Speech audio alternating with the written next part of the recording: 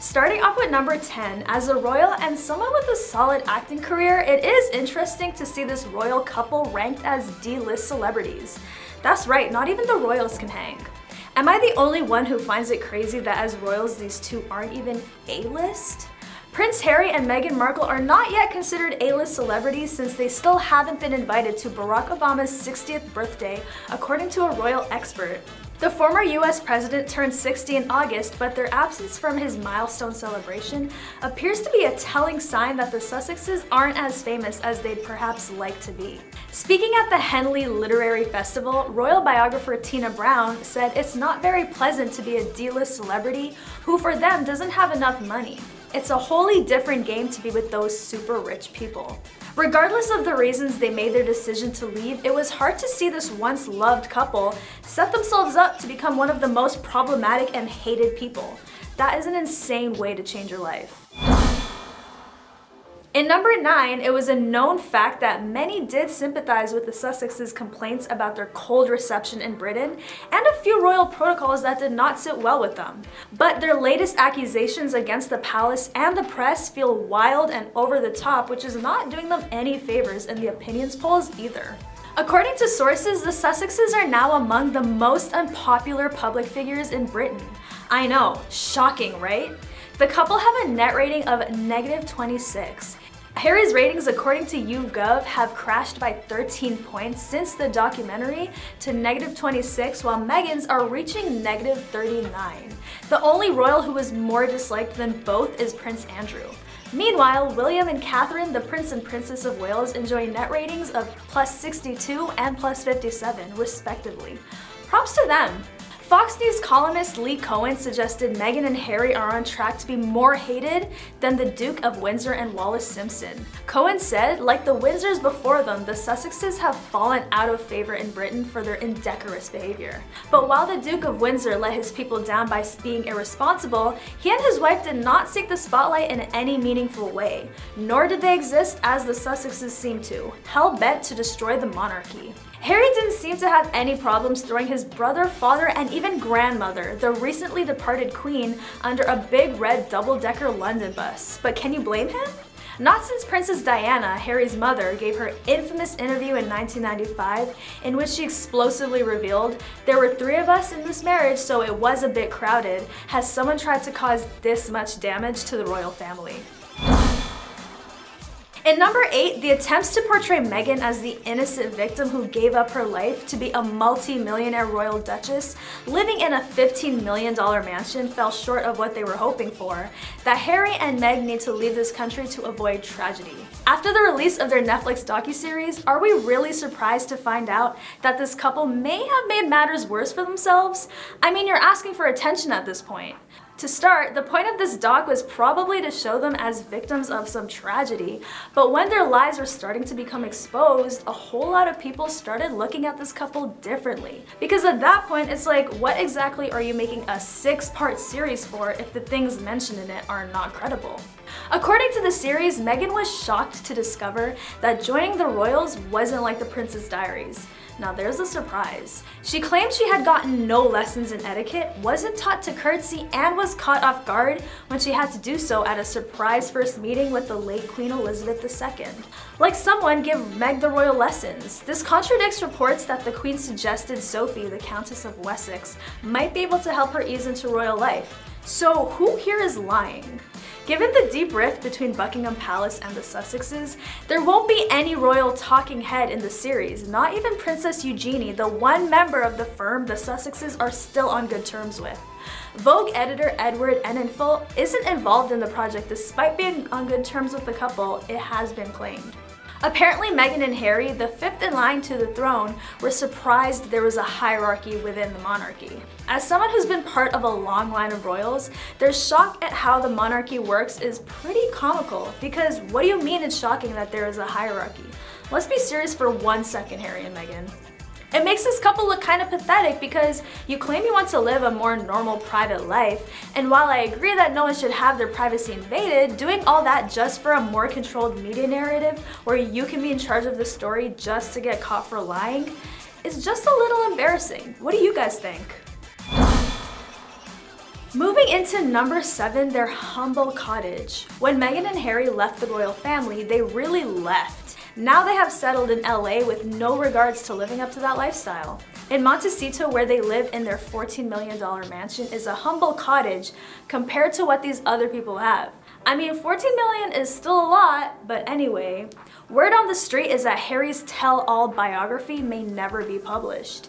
Even though they've taken all this money and Harry has made this book deal where he's supposed to spill everything about his horrible life as a royal, he might be having second thoughts because he understands there is no way back if he publishes it. Better think long and hard about this one, Harry. Royal biographer Tina Brown stated that the window is beginning to close, but always thought at some point a deal would be made and Charles would have to pay back the advance to stop Harry from writing this book. Brown was one of the last people to see Diana before she passed away at a lunch in New York in the summer of 1997. When asked what advice she'd believed Diana would have given to her son if she were alive today, Brown said the princess would have advised him to return to the family fold. Didn't see that coming. What do you think Harry should do? Comment down below. In number 6, it's pretty obvious that Prince Harry will not become king now. Even though the chances were already slim after stepping down, it is most definitely out of the question that we'd see this couple earn the royal titles as King and Queen of England. Damn, y'all really dropped the bag. After creating a lot of drama which led to a lot of backlash, the surprising news was followed by a statement addressing why they will no longer be using their titles and walking away. To summarize it, they wanted to transition into a progressive role and work to become financially independent while continuing to support the Queen from a distance. After their bold and controversial statement, they received a substantial sum from King Charles to help make their transition easier, but the funding stopped in the summer of 2020. Damn, you guys got cut off just like that? Now that they've been cut off from any financial support from the royals, the lavish lifestyle might be a little harder to keep up with. 5th on today's top 10, remember when Meghan used to act? She may say she has retired, but all the drama that has been following her ironically seems like an act in itself. The most LA thing to do, Meghan now hosts a podcast called Archetypes, where she's joined by other famous guests such as Mariah Carey, Serena Williams, and Paris Hilton. Okay, but she's still a D-lister? That's kind of embarrassing. She used to run a successful lifestyle blog, The Tig, which she shut down after getting engaged. The blog made her an estimated $80,000 a year from sponsorships and endorsement deals. Okay, I see you, Meg. Back when the couple made the decision to leave, Meghan signed a voiceover deal with Disney, and a contribution of her salary was given to wildlife charity Elephants Without Borders. Meghan's net worth before retiring was around $5 million, making $50,000 each episode for her role on Suits and a combined $360,000 from her roles in the movies she'd done back in 2010. Back when she was still living at the palace, the royals suggested that she shouldn't need to give up her acting career fully, but she insisted on leaving. From Hollywood to royal and now just hated by the public, that's a huge downgrade. I wonder if she regrets that move or if she would ever consider picking up where she left off. Do you see Meg going back to acting? Let me know in the comments.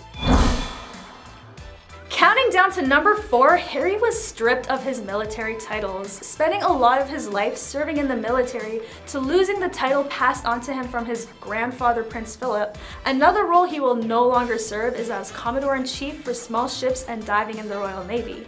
I think we can agree that's probably for the best. Meghan had to surrender her patronage of the National Theatre, but is able to keep her small private patronages which offer coaching to unemployed women. Harry will also be able to keep a number of private patronages, including for a sporting competition for wounded service personnel that he founded. So essentially, they didn't lose everything, but it sure seems like it. For one, their reputation is damaged. They don't have the support of a lot of people in the UK, and after their docuseries, Americans also feel a way about this couple. So really, it does sound like they keep digging themselves a deeper hole. Tina Brown has made comments about Meghan's house hunting and said that they live in a humble cottage compared to their neighbors. The Duchess is looking into purchasing another home, not as bougie as the ones owned by super rich A-listers like Oprah Winfrey or Elon Musk. Apparently, Meghan and Harry's estimated net worth is about $22 million, compared to Tyler Perry, who hosted the royal couple while they were moving to the US, has an approximated net worth of $880 million. So in comparison, the royal couple are Hollywood poor. Damn, y'all are broke. I'm just kidding, but damn, they aren't even fitting in Hollywood.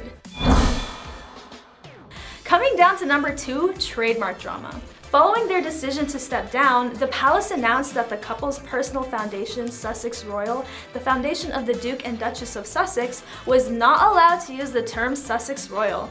Damn, they said you cannot have the clout. After the trademark applications were removed, they did release a statement saying that they do not intend to use the term royal after their transition in the spring of 2020. But of course, there was a lot of back and forth because they were not allowed to have the term Sussex Royal anymore. I mean, what did you expect, Harry and Meg? You aren't working royals, so it wouldn't even make sense to have that term in the name of your foundation. Just like most of the royal drama we've been discussing, this one is really juicy because the late queen was pretty disappointed that the couple was bringing all this unnecessary and unwanted attention to the family. Well, to say the least, the queen was not pleased with them. If you piss off the queen, you should definitely be careful of what your next moves are going to be. Like, come on guys, if you want no attention, don't do so much to get it. Last but not least, number 1 on our list. Let's summarize everything this royal couple has lost on their way out of the palace. We already know they have not been receiving any royal funds. As working royals, they used to receive 95% of their annual income from Harry's father. That's an insane bag to fumble, but somehow they managed to not only lose that, but much more. Their security arrangements were also taken back. They lost a lot of their royal titles, the support of their family, and even fans who were once sympathetic to their situation. They were unable to keep the Frogmore cottage, which was gifted by the late queen when they got married, which they offered to repay after they had stepped down. Not to mention, they lost respect from a lot of people who looked up to them during their time as royals. Their reputation has become very questionable after the allegations that have come out about them lying in the Oprah interview and their docuseries. Their ratings just keep on dropping. Yikes. Anything else I missed? Do we think this couple is digging their own grave? As hard as it clearly seems for this couple to stay in the shadows, that might be their best bet for now. But then again, how else would they plan on making their money if they aren't finding all these easy cash grabs, which are in turn ruining their reputation? I guess we'll find out if Harry decides to continue exploiting the royal family by making another project about the family. Starting off with number 10, breaking royal protocols. This may come as a shock to many, but the couple has reportedly broken quite a few protocols during their time as a royal couple. And obviously, I am here to tell you all the tea. Did you know the queen was known to dislike wedged heels? I mean, girl, same. Those shoes are not cute. Kate once wore a pair during a royal visit to a cider farm.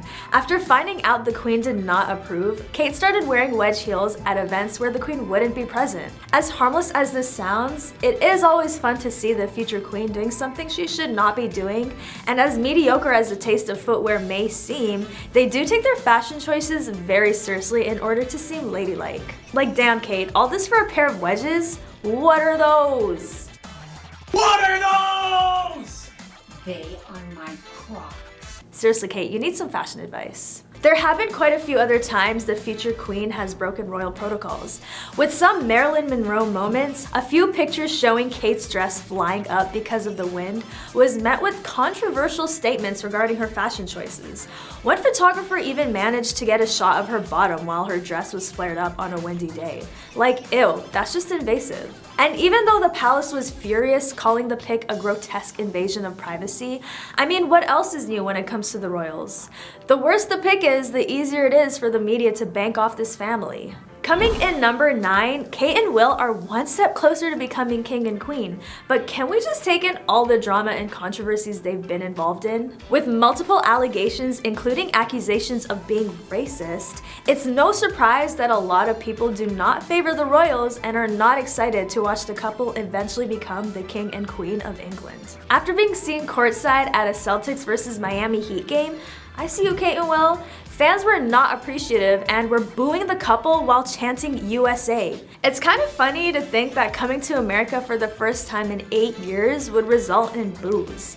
But with very recent racist allegations against one of their staff members, sports fans were not planning on welcoming the royals with open arms. Can you blame them though? The allegations came after Ngozi Fulani, an attendee from a domestic abuse charity, was met with repeated questions regarding where she was really from. After exposing the royal member of the ignorant questions, Fulani spoke about how she questioned how this could happen in a space that's supposed to protect women against all kinds of violence. Go Ngozi, put these royals in their place. A Kensington Palace spokesperson made a statement mentioning their disappointment in Fulani's experience and that racism has no place in their society. This statement clearly wasn't enough since it was clear the American sports fans did not want the couple sitting in the arena with them. I mean, according to Prince William, they are very much not a racist family. Considering they're still trying to recover from the departure of Meghan and Harry, all these recent accusations just don't seem to support his statement. But I guess we'll see if they decide to take a closer look at their actions and those working for the royals. Next on the list, their rocky relationship started before their official engagement. After breaking up a couple times before getting back together and eventually getting married. Whew, I'm out of breath. Who can keep up with these two?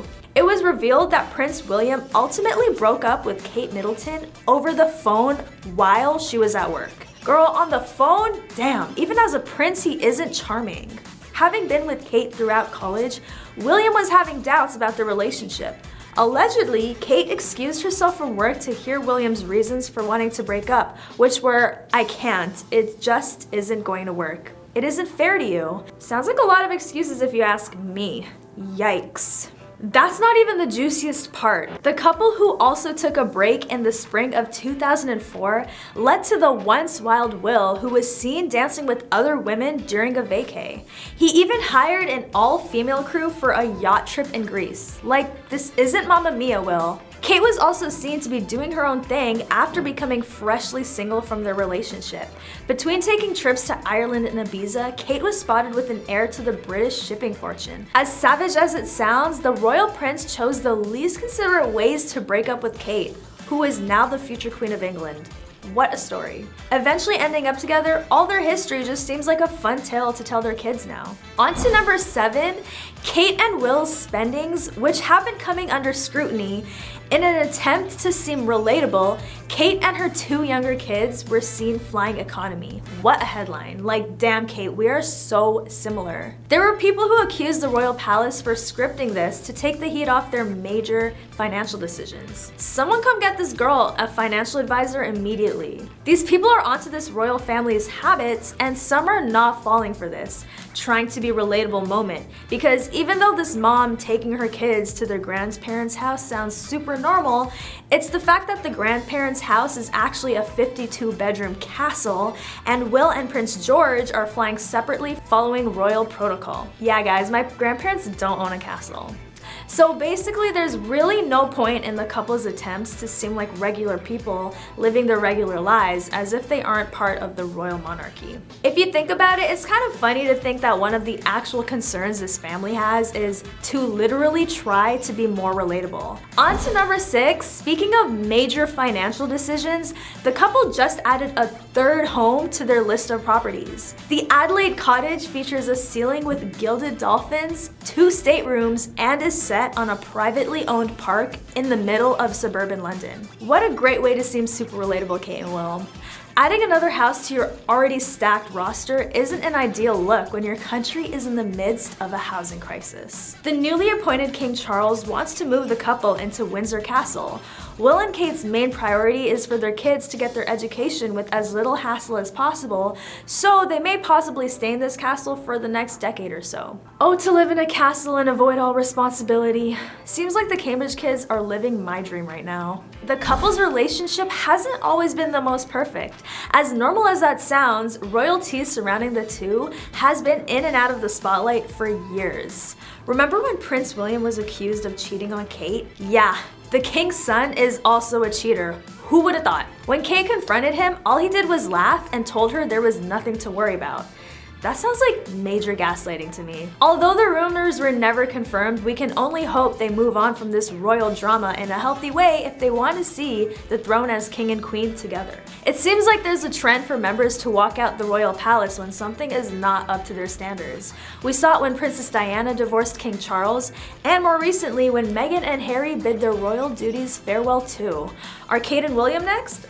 I guess time will tell. And even though the couple has dealt with a lot of criticism over the years, you can literally never predict what will happen next in the royal household. On to number 4, as part of the Windsor move, Will and Kate have decided to give their kids the most royal education, enrolling them in the Lambrook School, where tuition can cost up to $30,000 a year per child. I'm sorry, you lost me at $30,000 a year. The institution includes a 9-hole golf course, a veggie patch for each class, and they plant 300 trees a year. I would also hope to offset the carbon footprint if that much was being spent on my education. Their lavish spendings don't just stop on their children. While Kate's spendiest year was 2017, when she was estimated to have spent nearly $150,000, her love of a rewear hasn't kept her clothing tab from hitting what the rest of us might earn in a year, if we're lucky. While these calculations are always imperfect, especially when she commissions custom gowns, this year so far, Kate's new clothing has easily totaled in the tens of thousands. Her collection of new $2,000 Alessandra rich dresses alone would pay someone's rent for a year. A new Amelia Wickstead dress she wore to the polo last month cost north of $1,000, paired with new $300 Camilla Elphick slingbacks. The kicker, her much criticized Caribbean tour wardrobe alone cost more than $50,000. Damn, Kate loves her some retail therapy. So relatable. Kate may love her fresh outfits and her custom coat dresses, but many other British people are still trying to figure out how they're gonna get through the next month. Unlike the mistakes Harry and Meghan have been making, which cost them a lot of royal fortune that they could have likely inherited if they kept their royal duties and all that, Kate and William are using their royal fortune and the fortune of other countries they visit for their over-the-top trips. The Duke and Duchess of Cambridge's overnight visit to Yukon last September brought some excitement and attention to the territory, but for a price. $429,286. Wow, y'all really spent $400K in Yukon? That was Yukon's share of the bill, mainly covering entertainment, transportation, and catering costs for William and Kate's 2-day visit to Whitehorse and Carcross. Other expenses from the actual visit, such as security and the Royals' Whitehorse hotel room, were covered by Ottawa. Other big expenses included crowd control and traffic fencing for public events in Carcross and Whitehorse, which totaled up to $70,949, equipment and network support for a media center, which was $55,000, and a helicopter charter between Whitehorse and Carcross, which was $21,000.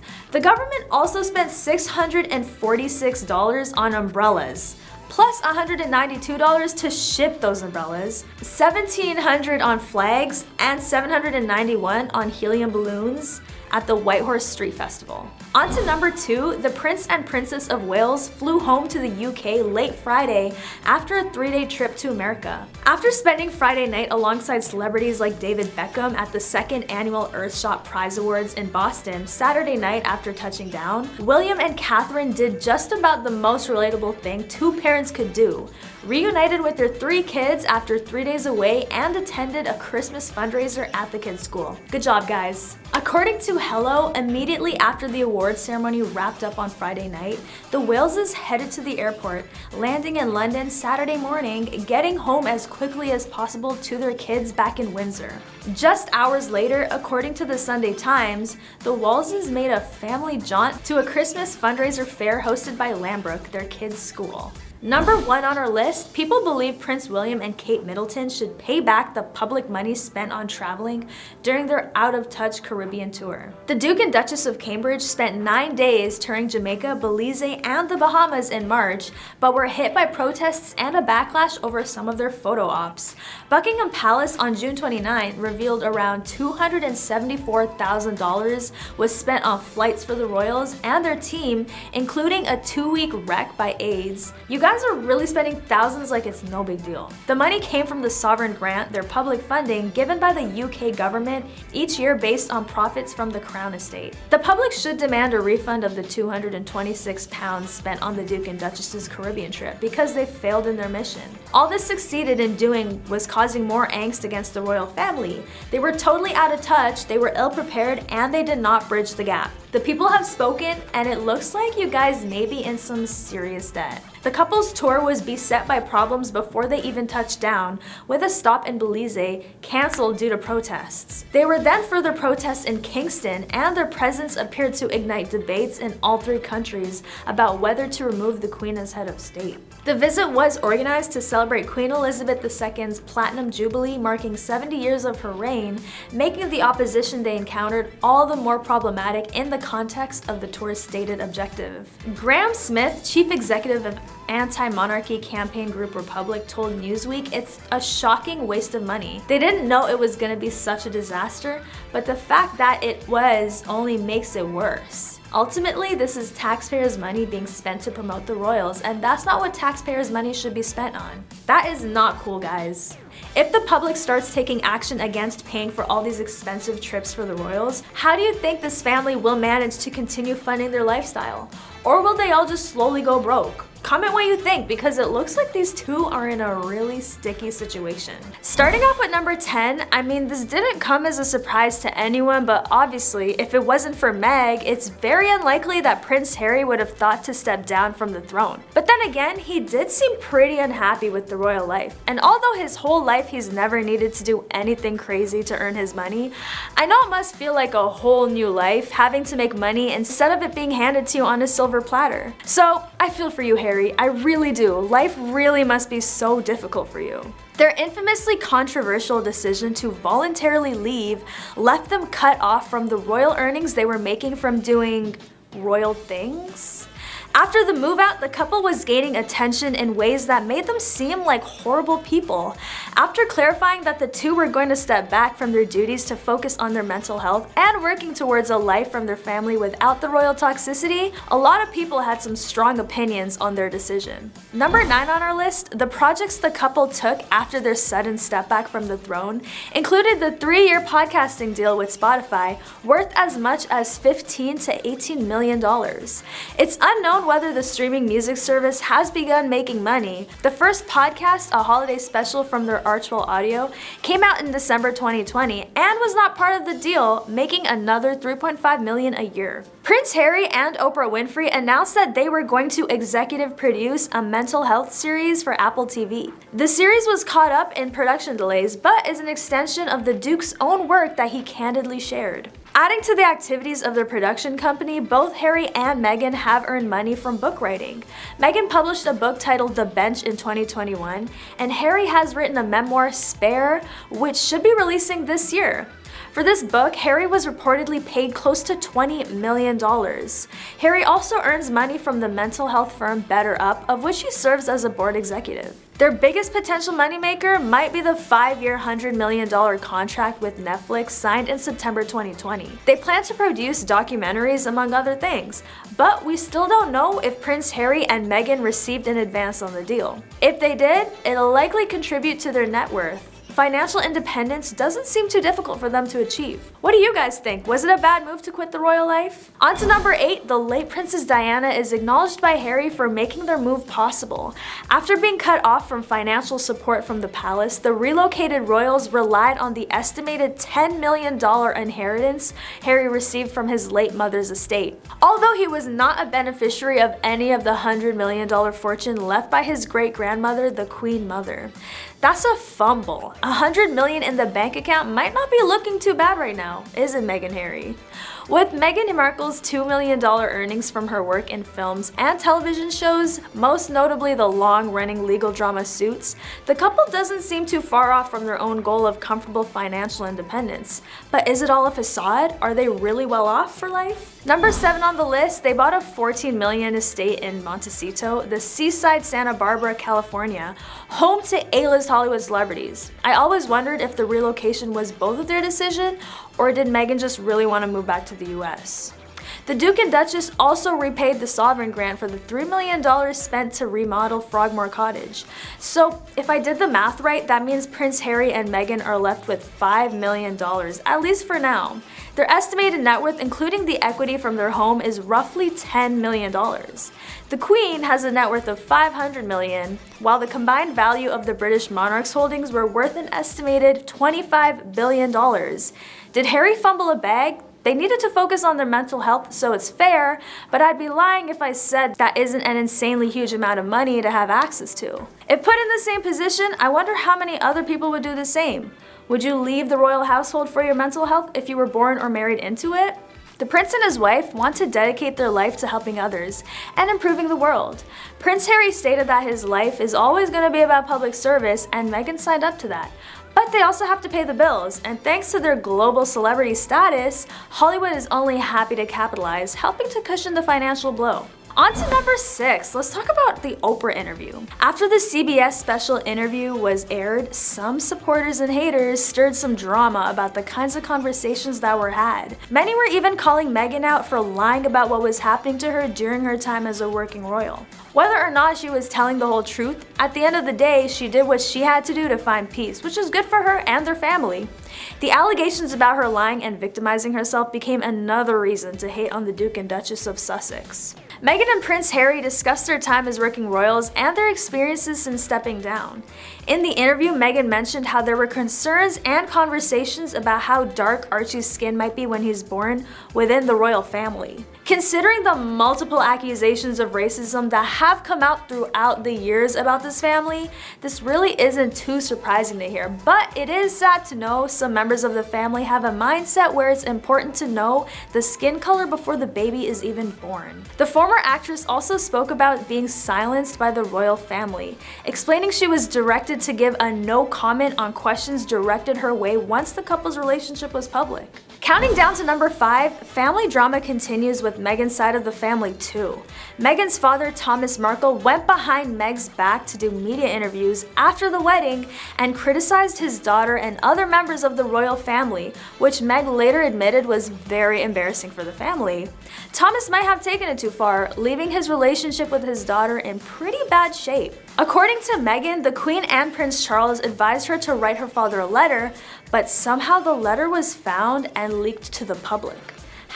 #suspicious. The Mail on Sunday printed part of the letter, editing out the lines about the media's behavior. What a coincidence. Whether you hate or love the couple, you gotta admit that it's a snake move to publish intimate conversations and simply a gross invasion of privacy. But of course, the family and media drama doesn't end there. They asked for permission from King Charles to move to Canada. The plan was to continue working within the Commonwealth and doing work in the name of the Queen while moving away from the media and photographers. Harry wrote emails to King Charles putting their plans into writing at Charles's request. He said he included a detail that the couple would be willing to relinquish their Duke and Duchess of Sussex titles if their moving plans didn't materialize. Harry said it was 5 days later that their plans were on the front page of the newspaper. Did the royal institution leak the couple's plans to move to Canada? It seems like that's what Harry was indirectly saying. At that point, they decided to step back from their duties and pursue financial independence. Living in a family with snakes, I would want to get out of there ASAP too. Good for you, Harry and Meg. Number 4, Harry really broke up with the royal family through email. Not only did Meghan think it was best for them to move out of the royal palace completely, the process soured their relationships with other royal members, including the staff, with the reports of a few longtime members quitting because of Meghan's behavior. Apparently there were several reasons for the staff to call it quits, like Meghan shamelessly sending multiple emails throughout the night or demanding instant gratification while freaking out about what to wear and home renovations. I can't even lie, that sounds exhausting. No one wants to answer emails at 1 a.m. Come on, Meghan. And Meg, if you're out here victimizing yourself but at the same time bullying other members of the royal staff, what are we supposed to believe? On the other hand, the bullying got so bad for Meghan that Harry himself took a stand to defend his wifey and make a statement about leaving her alone because some media sources were taking it too far. And even if he is right to defend Meghan, if she was really treating other people without consideration, it makes the whole thing seem over-exaggerated, which they have been accused of doing in past interviews. On to number 3, it is a known fact that Meghan is pretty determined to do her way. I mean, she literally made so many controversial decisions in the past couple years alone to prove she can do whatever she thinks is best. During a conversation with the Queen's personal assistant, it was insinuated that Meghan should wear a hat since the Queen would be wearing one, but Meghan preferred to go without one. She really said, "I'm gonna do me regardless." It seems like Meghan and Harry want to cherry pick events they'll attend, the charities that they support, and the endeavors they want the the public to be a part of without having to experience the downsides of a public life. Number 2, is the spilling of the tea ever going to stop? The only way to shut out the media entirely is to completely remove themselves from public life, which would include their charitable works and likely any attempts to become even wealthier than they already are now. Only then will the press get bored and move on. But with the way they have been doing things, that truly seems unlikely. Whether they want to admit it or not, it really seems like they're enjoying all the drama and news about them. In a way, the constant conversation surrounding them is keeping people interested and making them money, which is never a bad thing. Harry didn't ask for this life per se, but Meghan must know better. The life of a former actress in Hollywood is equal parts craft and brand. You hope you're making art, but you also have to market yourself so that people watch it. Before she left to become a duchess, Meghan was capitalizing on her own Suits fame with a minor influencing career of her own, which included a blog called The Tig. Not at all coincidentally, the designers behind The Tig also created the new Sussex Royal website. For years, royal followers have been fascinated with Prince Harry's net worth, which obviously grew even more after their decision to take a step back from the British royal family. The fascination around Meghan and Harry's post-royals life sparked again in March 2021 when the two were interviewed by Oprah Winfrey for the CBS primetime special. Though there was speculation at the time that Meghan and Harry were paid for the interview, it was later confirmed that the couple would not be collecting a paycheck and said that no donations are being made to their charity. So they aired out their royal drama for free $99? Interesting. With that said, there are still a lot of question marks around Prince Harry's net worth. How much were Prince Harry's annual allowances?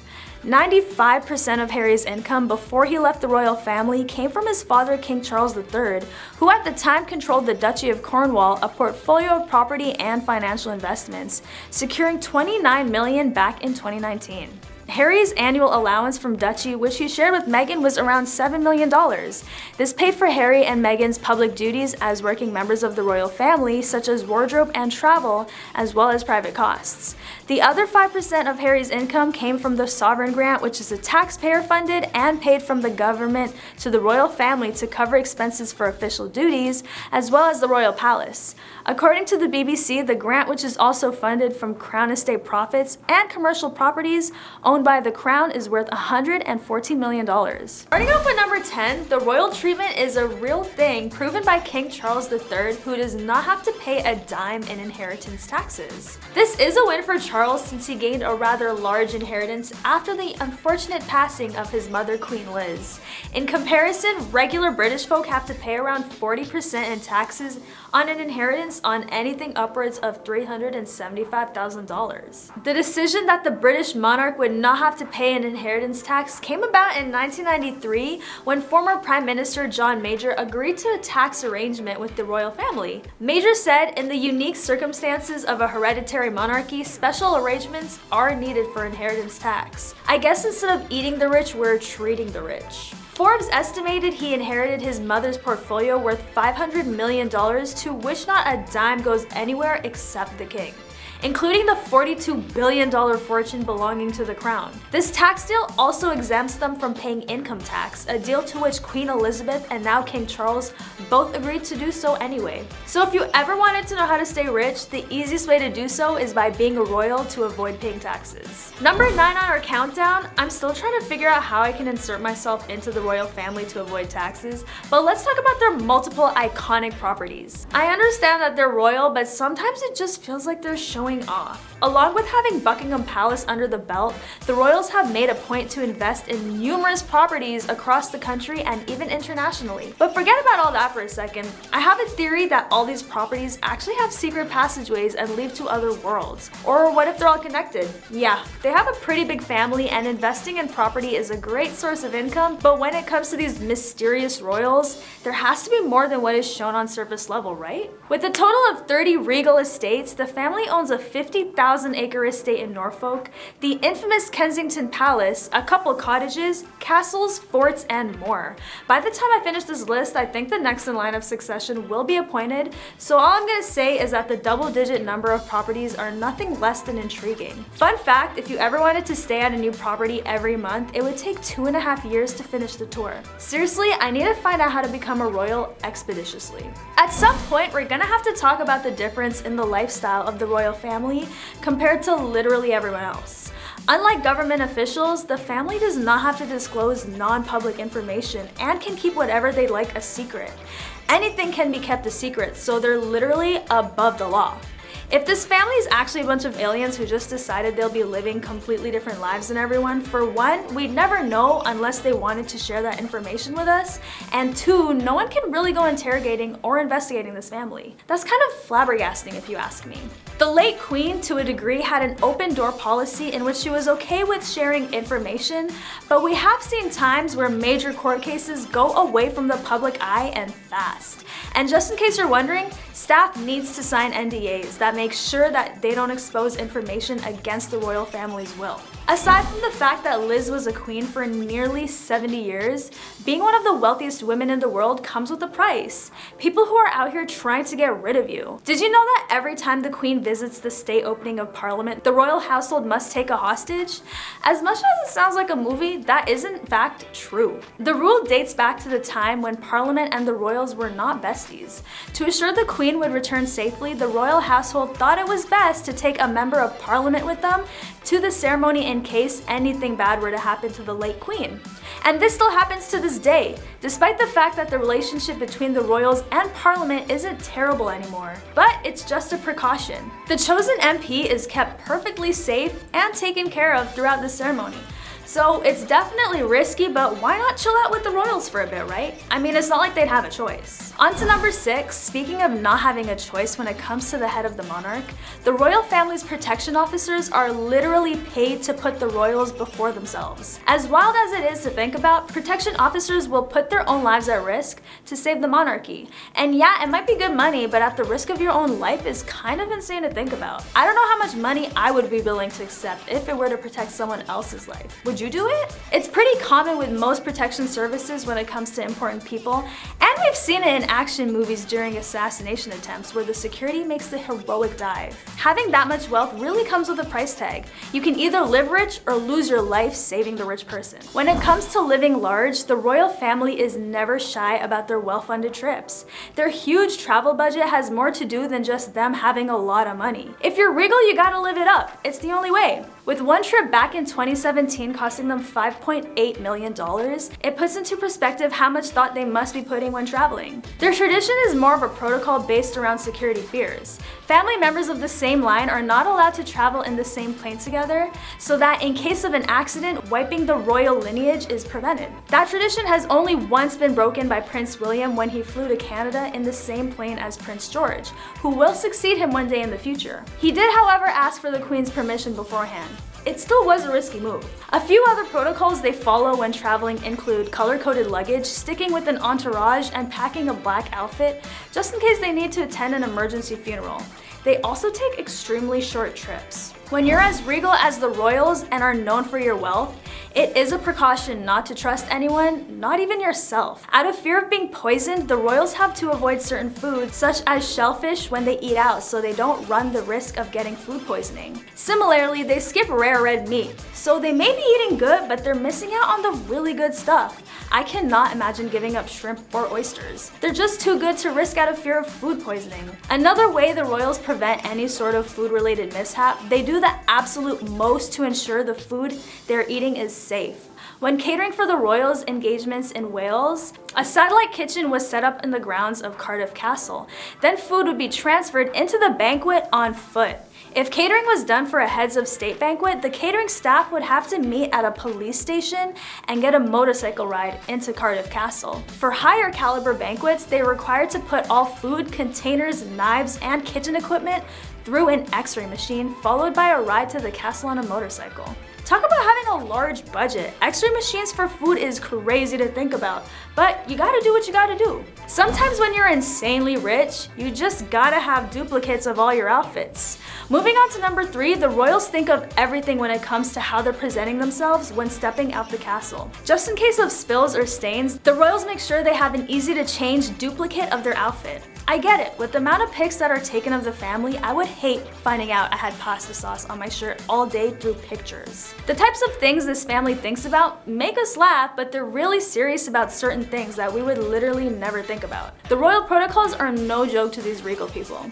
But again, it all comes down to the massive wealth they have. They have the time and energy to think about and afford certain things that wouldn't make sense to us regular people. Counting down to number 2, the bloodline runs deep, and there are definitely a lot of things members of the family aren't familiar with. As they say, a lot of things can be taken to the grave, except when there are people curious enough to go discover some stuff out for themselves. As we all know, the royals have been exposed countless times throughout the history of the monarchy. As rich as they are, one can only imagine the possible ways their wealth has been accumulated, and tax fraud is in fact on the list. The late Queen Liz was once exposed for hiding her embarrassing wealth from the public. Imagine being so rich you yourself are embarrassed by it? That doesn't even make sense to my regular non-royal brain. Queen Liz's private lawyer was said to literally change laws so that accurate information about her wealth would not be disclosed to the public. And although the true scale of how much the Queen was holding onto was never publicly announced, we can only assume it's no less than hundreds of millions of pounds. Her Royal Highness invested at least $13 million into offshore tax-sheltered funds in the Cayman Islands and Bermuda. This led party leaders and anti-monarchists towards an investigation of the Queen's private funds, which led them to discover that the Queen was avoiding $15 million in taxes on her $680 million duchy. If that isn't some royalty, I don't know what is. And last on the list of top 10 lies the royal family has told about their wealth, the family will do anything to keep the wealth within the family, and I mean anything. Marrying inside the family is a common theme when it comes to how these royal couples came to be. As sick as it is to us, the monarchy keeps their fortune as close to the family as possible by marrying their own relatives. In no way can I defend the royals here because that is definitely sick behavior, but I'm sure it's easier to introduce your partner to your family, and you don't even have to worry about whether or not the family would like them. Everyone talks about their family tree, but I'd say it's more of a wreath if you start counting the number of times their relationships wrap around. When looking back at the reign of Queen Victoria, her 63 years and 216 days of rule became known as the Victorian era, a period even non-history buffs have heard of. What some may not know about Miss Vicky is that she married her cousin. The couple first met on Victoria's 17th birthday in April 1836 when she was heir to the British throne. Their uncle King Leopold I introduced them. In their memoirs, Albert and Victoria record that they almost instantly fell in love. I have no words. Together, the cousins went on to have 9 children together, 4 boys and 5 girls. So if their kids wanted to ask how they met, would they be all like, yeah, I fell in love with my cousin during a family function? That is wild. The cousin-loving gene was passed further down the family tree, or wreath, whatever we want to call it. The romanticization of Prince Philip and Queen Elizabeth's relationship wasn't enough to overshadow their relations like it was with Victoria and Albert. Philip was related to Queen Victoria as a great-great-grandson through his maternal side, and while Liz was related to Queen Victoria from her father's side. I'm sure there have been many other occasions of royal DNA sharing, but spouse sharing is another interesting aspect of royal life. In 1970, Queen Elizabeth and Prince Philip's only daughter, Princess Anne, once dated Andrew Park Bowles. Just a few years later, Andrew went on to marry Camilla, who married Charles in 2005 after having a long affair with him during his marriage to Princess Diana. If you couldn't catch all that, I'll make it easier for you. So imagine your sibling marrying someone who shares the same ex as you. Weird. A lot of passing around going on behind the royal palace doors. If that wasn't weird enough, sibling hopping has happened in the royal family too. Are we shocked? As a prince, Charles and Princess Diana were married for 15 years, which is impressive considering their rocky relationship and many affairs. However, the two were actually introduced by Diana's sister, Sarah, whom Prince Charles dated prior to his relationship with Diana. While not illegal or technically wrong, this information detail about the king is bizarre. Rich people, man, they're weird. That's all for today's top 10. I hope you enjoyed it. Don't forget to like, comment, and subscribe, and I'll catch you next time on The Rich Life.